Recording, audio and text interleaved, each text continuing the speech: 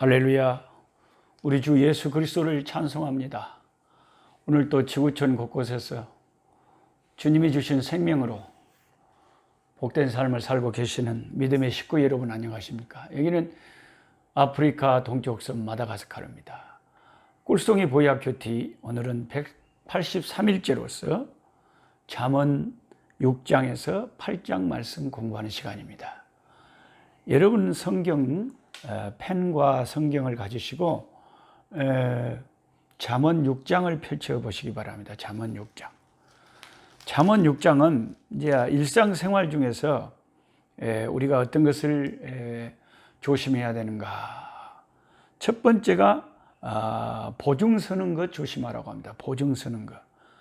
자, 1절에 내 아들아 네가 만일 이웃을 위하여 담보하며 타인을 위하여 보증하였으면 내 입의 말로 내가 얽혔으며 내 입의 말로 인하여 잡히게 되었느니라. 보증 쓰고 담보를 서주면 우리가 올무에 얽힌 것처럼 그렇게 얽혀버린다. 그래서 많은 그리스도인들이 이 잠언서의 이 6장의 이런 말씀이나 또 다른 잠언서 여러 구절에 보증 서지 말라는 말씀이 많이 있거든요.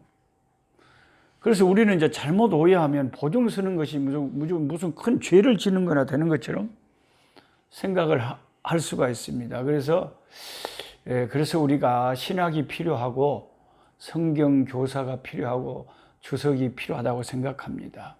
왜냐하면요, 성경 전체의 사상이 뭡니까? 딱 한마디로 성경을 압축하면 하나님 사랑, 이웃 사랑, 이 두 가지 사랑의 계명으로 압축이 되죠. 마음과 뜻과 정성을 다해서 하나님을 사랑하는 것과 내 이웃을 내 몸과 같이 사랑하는 것이 성경 전체의 핵심 가르침이라는 거죠. 그 가르침 아래에서 모든 말씀들이 풀어져야지 그 말씀을 반대하는 그런 해석을 하면 안 되겠죠. 그러면 자, 정말 내가 사랑하는 친구가 있어요. 이 친구가 사업을 하다가 망했어요. 부도가 나가지고 이제 다시 일어서야 되겠는데 아무도 보증을 안 서줘요. 아무도 담보를 안 서줍니다. 그래서 사랑하는 친구 저를 찾아왔어요. 친구 목사님, 보증 좀 서주세요. 내가 보증 설 힘만 있으면 나는 서줘요. 근데 만약에 이런 상황에서 보증 서줄 힘이 있는데 아니야, 미안해요. 성경에 서주지 마라 그랬어. 그러니까 나는 하나님의 종이기 때문에 하나님 말씀대로 해야 되니까 미안해요. 다른 데 좀 가봐. 다른 데. 나는 하나님을 믿는 사람이기 때문에 성경이 하지 말라는 것은 못이야. 만약에 내가 이렇게 말했다면 이게 잘하는 겁니까, 여러분? 욥의 친구들하고 똑같은 거 아니에요? 그러니까 성경을 문자적으로 내 마음대로 해석을 해버리면 이렇게 성경의 사상하고 전혀 어긋난 딴 길로 가기가 쉽다는 거예요. 여러분, 내 자식이, 내 형님이, 내 형제가 어려움에 처해서 보증을 필요로 한다면 나는 1000번, 10,000번이라도 서주겠어요. 왜? 그게 잘못돼서 내가 물질적인 손해를 보더라도 내가 그냥 물질을 도와줄 수도 있는데 당연히 책임져야죠. 사랑한다면. 그런 거 아닙니까? 그러면 이 성경에 보증 서지 말라는 말씀은 어떻게 우리가 해석해야 됩니까? 문자적으로 무조건 보증을 서서는 안 된다는 말씀이 아니고 정말 사랑하는 사람이라면 내가 목숨까지도 바치는 우리가 모든 걸 다 줘야지 왜 보증을 안 서줘요? 다 해줘야지. 이 말씀은 무슨 말씀이냐면 뭘 알지도 못하고 어리석게 지혜 없이 아무 이유되게 속아서 남의 빚에 보증을 서주고 담보를 대주고 그래서는 너 나중에 큰 어려움을 당한다. 그러니까 그거 조심해라. 잘 알아보고 하라. 그런 거 아니겠습니까, 여러분? 그런데 이 보증에 대해서 우리가 신약 성경에 또 아주 은혜스러운 말씀이 있어요. 여러분 혹시 성격이 게을른 성격이 아니신 분은 저랑 같이 신약의 이 보증에 대한 말씀을 한번 찾아봤으면 좋겠어요. 예, 히브리서 7장 22절입니다. 히브리 7장 22절. 성경을 자꾸 찾아봐야 돼요. 자꾸 찾아봐야 돼요. 7장 22절. 네, 펜을 가지고 밑줄을 쳐가면서 그걸 기억하기 위해서. 자, 히브리서 7장 22절에 뭐라고 써있냐면 이와 같이 자 360페이지입니다. 이와 같이 예수는 더 좋은 언약의 보증이 되셨느니라. 예수님은 보증이 되셨대요.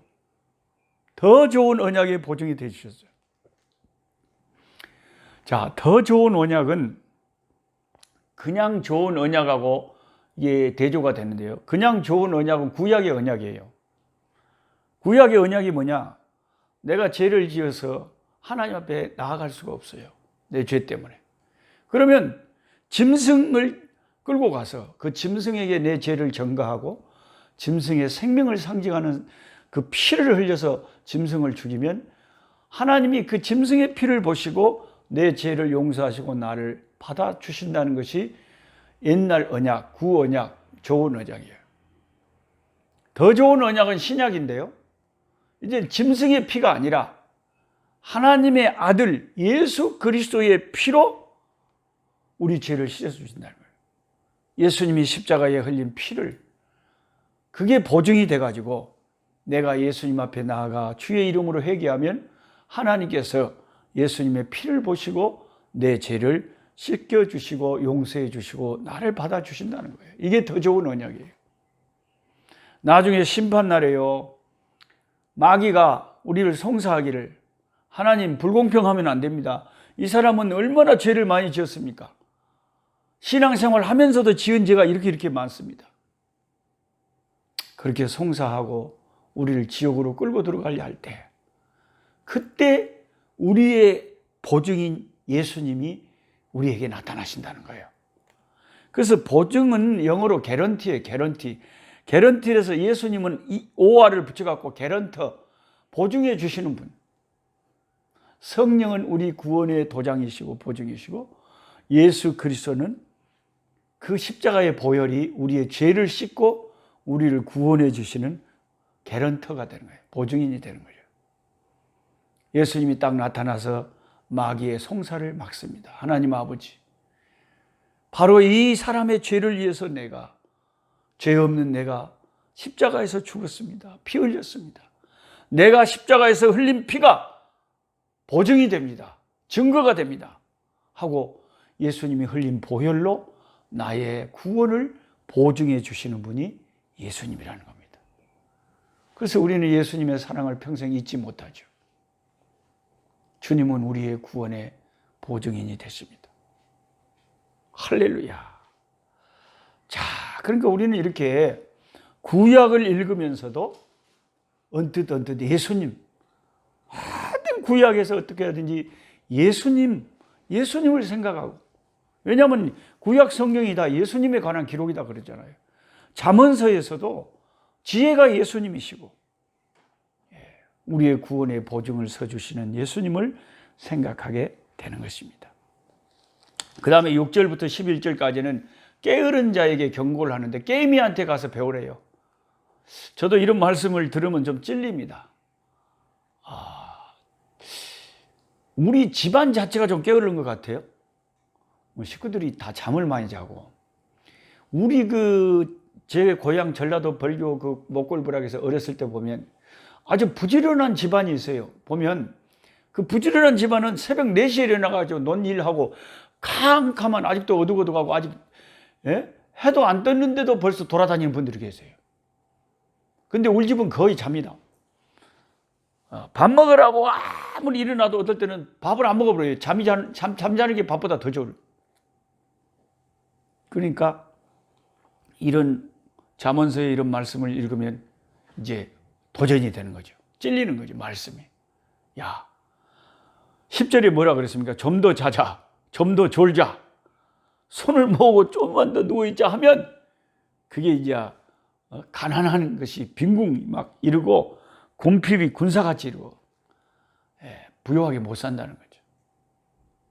그러니까 예수 믿으면 이런 하나님의 말씀에 자꾸 가르침을 받으니까 이런 게으른 사람도 하든지 조금씩 부지런하게 이렇게 해보려고 말씀 때문에 우리가 말씀을 인해서 좀 부지런하게 되는 거죠.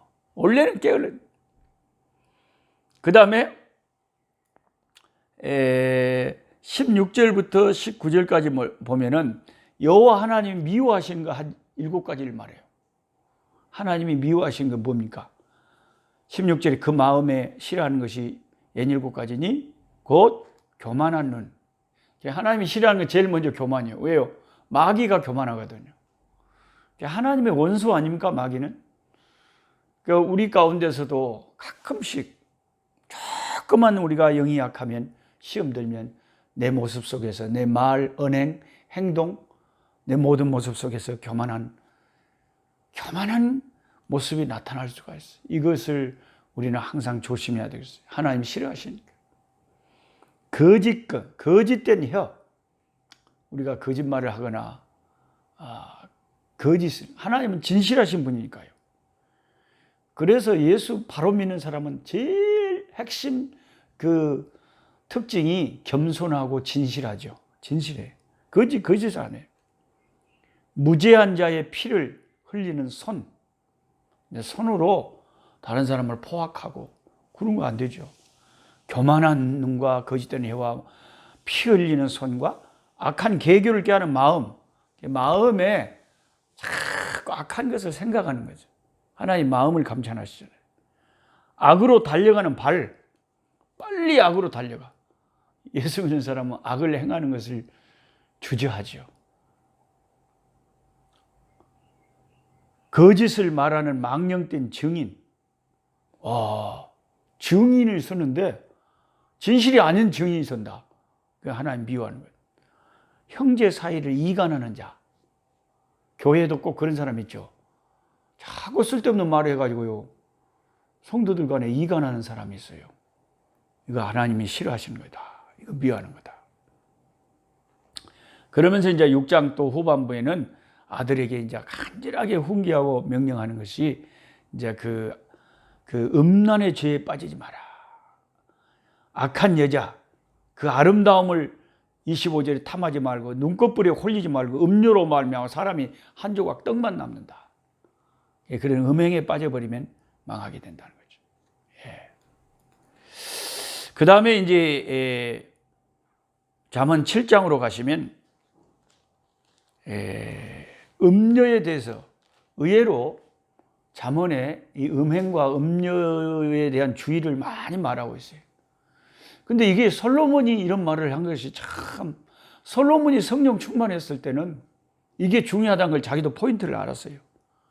근데 정작 이렇게 말한 자신은 말년에 여자들 때문에 망하게 됐다는 거죠. 얼마나 이게 중요한 건지 모르겠어요.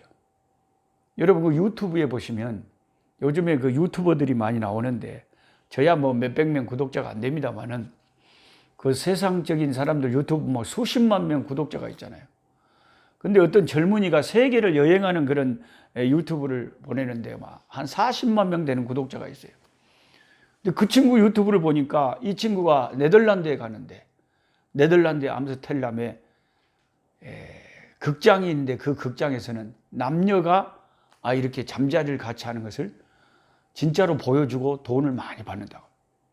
그러니까 온 세계 관광객들이 거기 가서 그런 거 보고 돈 주고 즐긴다는 거예요. 그리고 암스테르담이나 이런 네덜란드나 미국의 샌프란시스코나 이런 데는 굉장히 그 동성애자들이 또 많아요. 그러니까 지금 시대가 얼마나 우리가 이런 음행에 빠지기 쉬운 시대인가 하는 것을 알 수가 있습니다. 순회 선교단이라고 그 우리 한국의 청년 선교 단체 중에 하나인 거기 보면 거기 이제 복음학교에 그 수련회에 갔다 오신 분들이 크게 하는 말도 보면 대부분의 한국의 교회 다니는 남녀 청년들도 다 음행의 이 덫에 걸려 있다. 그런 말을 합니다. 그러니까 이게 잠언이 성령에 감동된 하나님의 사람 솔로몬이 자꾸 잠언에 반복해서 음녀의 길을 조심하라, 음행의 길을 조심하라 이렇게 말하는 거죠. 6절에 내가 내 집 들창으로 내다보다가 어리석은 자 중에 젊은이 가운데 한 지혜 없는 자를 보았노라. 그가 거리를 지나 음녀의 골목 모퉁이로 가까이 하여 그 집 쪽으로 가는데 저물 때 황혼 때 깊은 밤 흑암 중에라. 자, 이거는 시사하는 바가 많은데요. 저물 때 황혼 때 깊은 밤 흑암 중에 음녀에게 간다는 거예요. 우리 영혼이 어두워지면, 내 영혼이 빛 가운데 밝으면요, 사탄이 시험을 해도 사탄아 물러가라 할렐루야 하고 딱 이기게 되지만, 내 영혼이 어두워지고 약해지면 이런 시험에 빠진다는 거죠. 근데 이 음녀의 특징은 13절에 뭐라고 하냐면, 그 여인이 그를 붙잡고 그에게 입맞추며 부끄러움을 모르는 얼굴로 그랬어요. 이게 참 중요한 거예요. 부끄러움을 모르는 얼굴. 그래서 여러분, 부끄러움이라는 것을 우리가 아는 것이 죄인된 우리로서는 그나마 차선책이에요. 근데 어떤 경우에 우리가 죄를 먹고 마시느냐? 부끄러움을 마귀가 이제 틈을 타면, 시험을 하면은 부끄러움이라고 하는 그것을 싹 무마시켜버려요. 예수 믿는 사람이 이러면 안 되는데, 안 되지. 부끄러워서 안 되지. 예수 믿는 사람, 난 하나님의 자녀인데 안 되지. 이렇게 뭔가 부끄러움에 이런 것이 강하면 죄를 저항하게 되고 죄에 빠지지 않게 되지만, 마귀의 시험은 뭐냐면, 마귀에게 탁 시험에 들어버리면 마귀가 우리의 부끄러움을 꼭 무슨 주사로 우리의 그 통증을 없애버리는 주사처럼 부끄러움을 없애버리는 그 역사를 마귀가 해버려요. 그래서 예수 믿는 사람인데도 순간적으로 마귀의 모습이 돼가지고 죄를 짓는 거예요. 근데 부끄러움을 모르는 경우가, 여러분, 참 이 부끄러움이라는 것이 성경의 중요한 가르침 중에 하나이기 때문에 제가 여러분에게 꼭 말씀을 드려요. 왜냐하면 창세기에 우리의 첫 조상들이 죄를 지었을 때 숨었잖아요. 왜 숨었어요? 무섭고 부끄러워서. 죄를 지으면 부끄럽잖아요. 인간의 본능이 죄에 대해서 부끄러움이 있잖아요. 우리가 불신자들이라도 우리가 그냥 카메라가 타타닥 막 찍고 뭔 죄를 지어서 수갑차고 막 뉴스 이런 데 보면 전부 입을 가리고 얼굴을 가리고 어떻게 자기를 안 나타내려고 그러잖아요. 죄를 짓고도 나야 나 하고 이렇게 얼굴을 드러내는 사람 거의 없잖아요. 왜냐? 인간의 본능이란 게 죄를 부끄러워하는 거다. 근데 부끄러워서 자기 자신을 죄를 짓고 가렸을 때 하나님께서 양의 가죽으로, 짐승의 가죽으로 우리의 부끄러움을 가려주셨어요. 그것은 결국 장차 우리 하나님이 자기 독생자 예수 그리스도의 십자가의 보배로운 피로 우리의 모든 죄를 덮어줄 것을 말하는 거죠. 우리의 영원한 부끄러움을 덮어주실 분이 주 예수님이십니다. 그는 예수를 믿는 사람은 양심이 거듭나고 영혼이 살아나니까 죄에 대해서 부끄러워해요. 엄청 죄에 대해서 부끄러워합니다. 죄를 무서워하고 부끄러워하니까 죄를 덜 지는 거죠. 예수 믿는 사람이. 확실히 다르죠. 근데 부끄러움을 모르는 경우가 세 가지 종류가 있어요. 가만히 생각해 보면, 첫째, 어린아이, 미성숙 하면 부끄러움을 잘 모릅니다. 몰라요. 그러니까 우리 손자도 엘림이가 4살인데요. 애가 엄마 아빠 앞에서, 어른들 앞에서 고추를 내놓고 시를 해요. 근데 전혀 아무렇지도 않아요. 그리고 그냥 깔딱 벗고 목욕해요. 헤헤헤 막 웃으면서. 아무렇지도 않아요. 근데 어른들은 그렇게 못하죠. 그러니까 어릴수록, 아주 아이가 어리면 부끄러움을 잘 몰라요. 모르니까, 뭔 천지를 모르니까요. 똑같은 거예요. 영적으로도 마찬가지예요. 영적으로 우리가 어리잖아요. 영적으로 성숙하지 못하잖아요. 그러면 죄를 쉽게 지어요. 그리고 그게 얼마나 부끄러운지를 몰라요. 부끄러움을 몰라요. 그건 내가 영적으로, 신앙적으로 너무 어리기 때문에 그래요. 괜찮아, 괜찮아 그러면서 죄를 지어요. 그게 잘하는 게 아니고 영적으로 아직 미성숙한 것이라는 걸 드러내는 거예요. 그 다음에 두 번째로 어떤 경우에 사람이 부끄러움을 모르냐면 뭔가 약물이나 술에 취해버리면 부끄러움을 몰라요. 저희 어머니도 전에 살아계실 때 보면 평상시에는 별로 말씀도 적고 얌전하신 분인데 술만 취하시면 얌전한 게 없어요. 부끄러움을 몰라요. 동네가 떠나갈 듯이 막 소리를 지르고 울고 불고 다른 사람 미안한지도 몰라요. 왜요? 이 술, 다른 그 기운이 그의 그 부끄러움의 기능을 마비시켜버린 거예요. 우리가요, 세상에 취해보세요. 예수 잘 믿는 사람도 세상에 너무 취해버리면 이제 부끄러움을 모르게 돼요. 부끄러움을 모르게 돼요. 그래서 우리가 세상에 중독되는 것이 무섭다는 거죠. 그 다음에 세 번째로 어떤 경우에 부끄러움을 모릅니까? 오늘 본문에 나오는 이 음녀. 자기 몸을 파는 여자인데도 부끄러움을 몰라요. 그래서 오늘 밤에 같이 자고 가요. 입 맞추고 자고 가자 그러고. 그 보통 여자 같으면 그게 부끄러워서 그렇게 못하죠. 근데 음녀는 그렇게 한다는 거예요. 우리 영혼이 사탄의 확 시험에 쓰여버리면요, 이제 하나님 앞에서 철면피가 돼서 이 음녀처럼 죄를 지른다는 거예요. 그래서 회개란 게 뭡니까? 회개라는 것은, 기독교의 회개라는 것은 결국 어디서부터 시작하냐면 부끄러움을 회복하는 데서부터 시작되는 거예요. 자, 술이 깬다. 아니면은 사탄의 시험이 점점 약해졌다. 아니면 내가 좀 더 신앙이 자랐다. 이러면 이제 어떤 의식이 딱 내 영혼에 몰려오냐면 하나님 말씀대로 살지 못하고 죄 지었던 것에 대한 부끄러움이 딱 생기는 거예요. 그럼 어떻게 됩니까?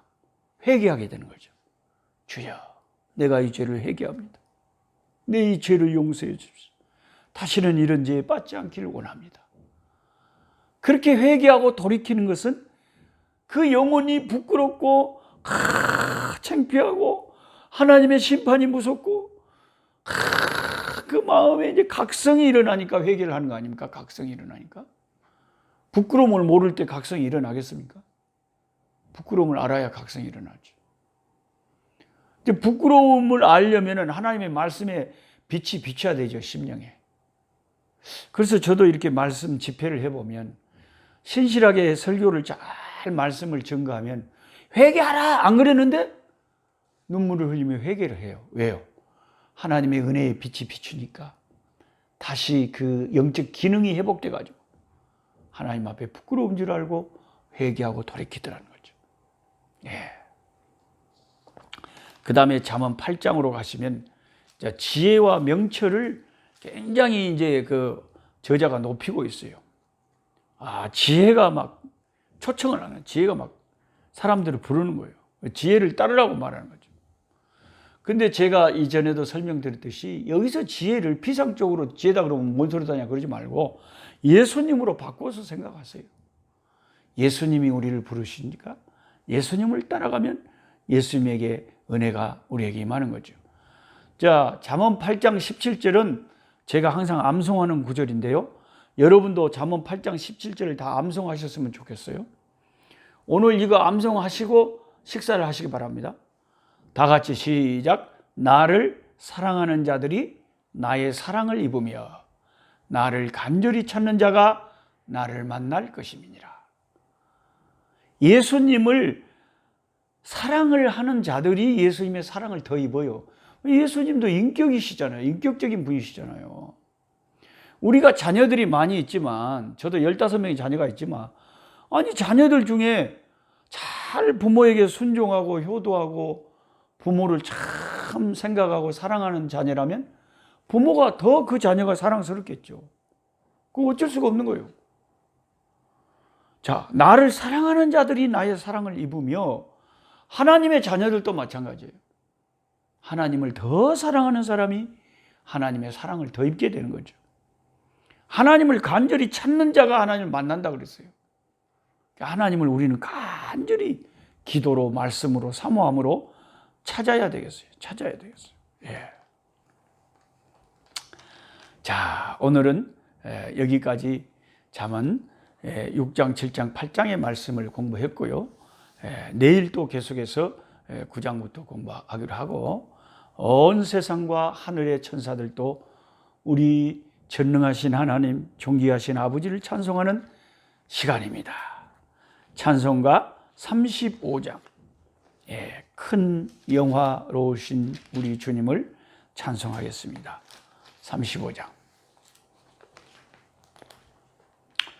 큰 영화로우신 주, 이곳에 오셔서 이 모인 자들로 주 백성 삼으사 그 중에 항상 계시고 그 중에 항상 계시고 큰 영광 나타내소서.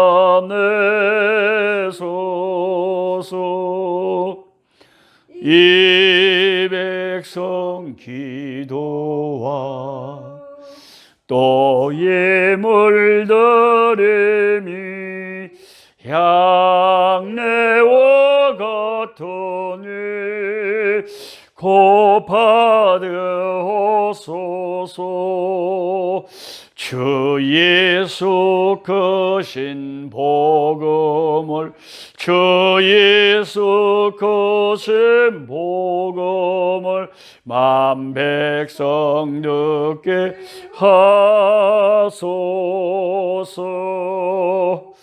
또 우리 자손들 다 주를 기리고 저 성전돌같이 긴하게 하소서. 저 구원하신 능력을, 저 구원하신 능력을 늘 끝날까지 주소서. 저 믿는 만민이 참 진리 지키며 예 성도들 같이 주 찬송하다가 저 천국 보좌 앞에서, 저 천국 보좌 앞에서 늘 찬송하게 하소서.